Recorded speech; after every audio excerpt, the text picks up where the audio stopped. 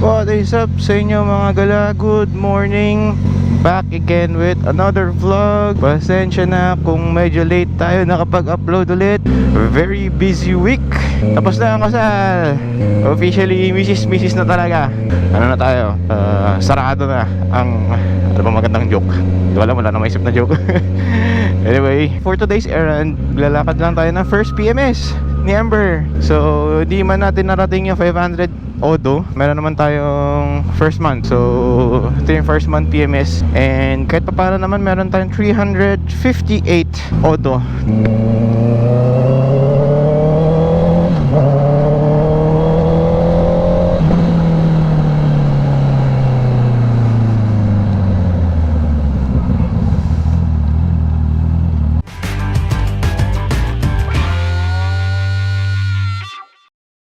Dealership is sa Mindanao Avenue lang naman, so malapit lang naman tayo. Probably just another quick vlog. Yun lang, samahan nyo na naman ako sa walang kwentang gala. Well, technically hindi na to gala eh. It's an errand. Pero gawin na lang natin gala. Simple nga lang suot ko ngayon kasi ang init. Ayaw ko na magsuot ng makapal jacket.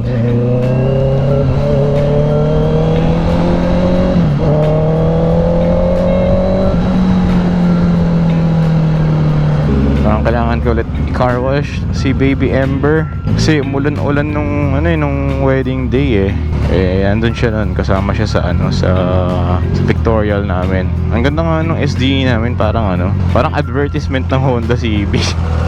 Ganda. Tapos na rin tayo sa mga traffic. Sobrang init and sobrang traffic equals bad combination. Sunog ang balat. Though, ang maganda kasi sa tag-init, makapag-rides kayo ng makapag-rides. Yun nga lang, mainit. Sobra.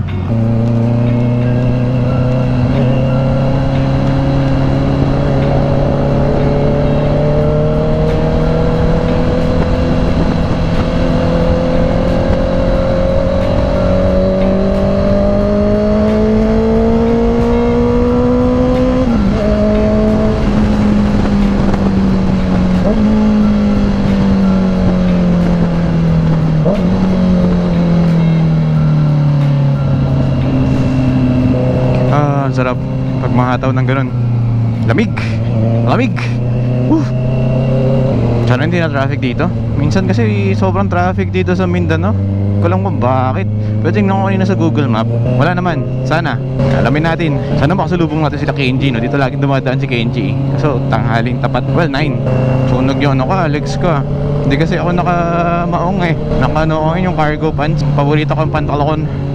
Tapos hindi ko pa rin ganun ka-memorize yung yung downshift freedom nito. May times na pag nagda-downshift ref match ako, parang gumaganon pa rin ako. Kailangan ka pang mag-practice, lumalabas yung pagiging newbie driver ko. Tapos, nga pala, naalala ko bigla, may long ride kami bukas ni Mrs. So, yung TP-Lix daw, auto-sweep ang kinakabit. Kaya pwede yung pakabit ng auto-sweep on the way dun. Natamad ako magpakabit ngayon, ang init kasi, bukas na lang. Kasi auto-sweep, iba-iba kasi. Magugulat ka na lang, pag pupunta ka ng Cavitex, biglang easy trip. Mamaya, pag uwi mo, pagdating mo dun sa norte, nasa Tarlac ka, TP-Lix, auto-sweep naman. Hindi na lang kasi pinag-isa Tuwan-tuwa pala yung isang groomsman dito kasi drive niya rin yung dating CB. Sabi niya sobrang daling hanapin yung neutral. Natutuwa rin ako kasi hindi ako nahihirapan maghanap ng neutral. Hindi katulad nung old CB, talagang ganun ako ng ganun Well, di naman kasi sa akin yun, kaya hindi ko memorize yung biting point ng neutral. Ito na naman, traffic na naman. Sabi ng abay, grabe traffic moderate traffic.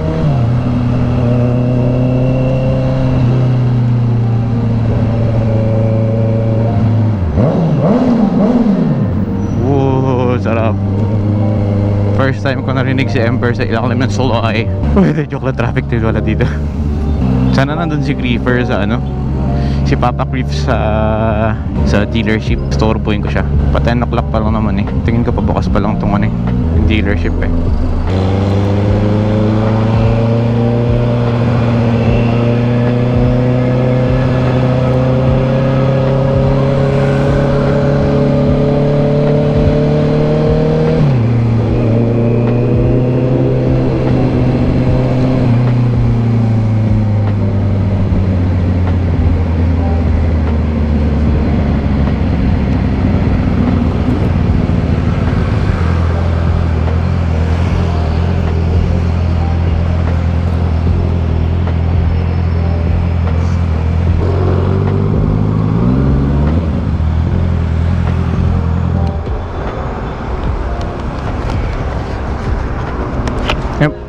Sa?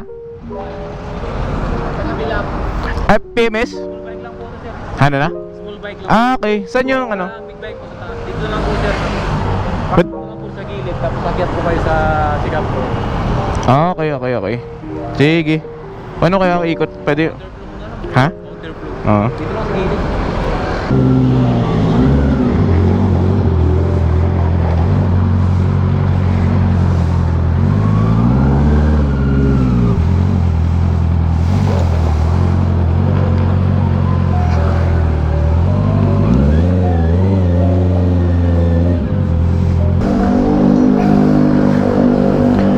PMS po.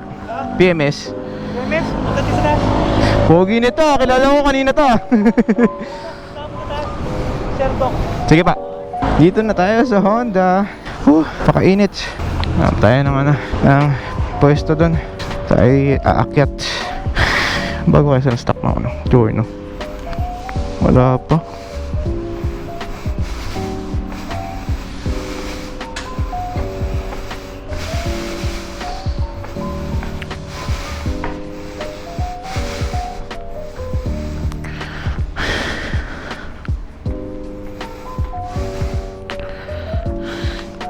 Hello po. Papa, PMS po. PMS.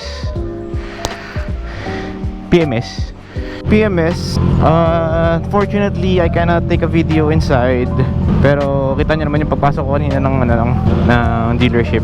Hindi ko kasi na video yan pero all goods. Maganda yung solid yung first PMS ni Ember. Wala namang problema, all goods naman lahat. And ang binayaran ko lang ay 250 pesos. So ganun yung parang ni Honda Mindanao Av. Kumbaga libre muna lahat sa first PMS. Ang babayaran mo lang yung parang labor. Hindi pala parang, yung labor pala yun. So 250 pesos lang pero sa kanila galing yung oil, sa kanila yung So I think pwede mo naman sigurong gawin is yung dali mo yung gusto mong oil para ipapalit. Pero kasi gusto mo munang sundin yung isasuggest nila for the first change oil, which is Honda genuine oil yung gamit dito. 3 bote lang naman yung ginamit eh. Hindi rin pala ganun kamahal yung maintenance sa CB. Kasi parang sa 3,000 to 5,000 lang yung babayaran mo. Lahat na yun. Filter, yung oil filter, yung oil, yung di ko na tandaan yung iba. Pero grabe, it's scorching heat at the moment in the Philippines. Sobrang tindi ng init. As in, hindi biro yung init ngayon. And sobrang traffic. I don't know why. Mga ganitong klaseng traffic, parang ang sarap na merong e-clutch eh. Nagsisisi ka na ba, MC? Bakit di ka nag-e-clutch model? Hindi pa naman. Pero I believe it's nice to have a technology like that. Lalo pag ganitong klaseng traffic. So masiksikan no? Grabe yung traffic doon. And Google Maps ko na lang. Di ko alam bakit ganun ka-traffic. Pero tingin muna tayo sa Google Maps. Igilid tayo. So mamaya-maya tapos mag-Google Maps tayo.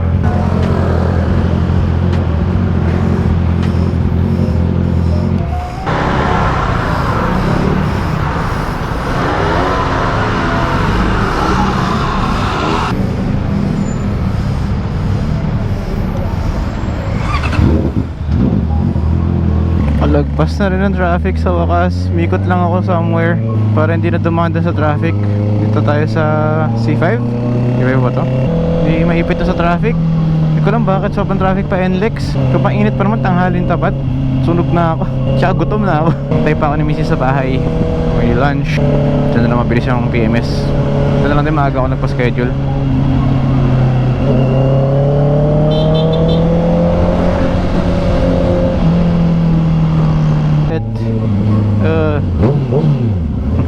Pababa siya eh.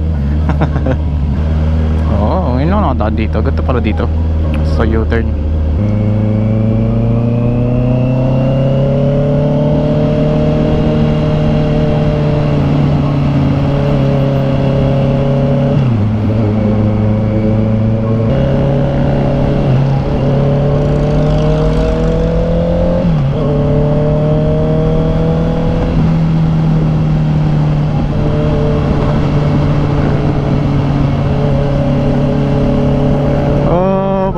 Hinihipan ng blower na mainit.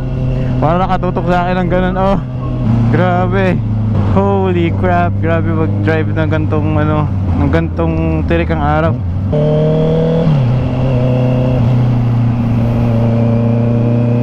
Napakainit. Welcome to Commonwealth, where roads are wide and traffic are bad. Sunog na yung balat ko sa paa. Mainit. 60 pesos lang daw, 60 pesos. O siya, wala naman na tayong mapag-uusapan. Yun lang naman. Anyway, bukas ang aming mini honeymoon ulit ng aking misis. And syempre, malayong biyahe yun. Papunta tayo ng Nueva Ecija. So syempre, isama na rin namin kayo sa buong biyahe.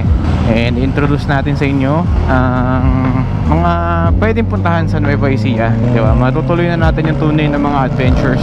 Okay? Wala na masabi dito. Alright, maraming salamat ulit sa mga ating mga subscribers yan na lagi nanonood at patuloy nanonood at sumusuporta.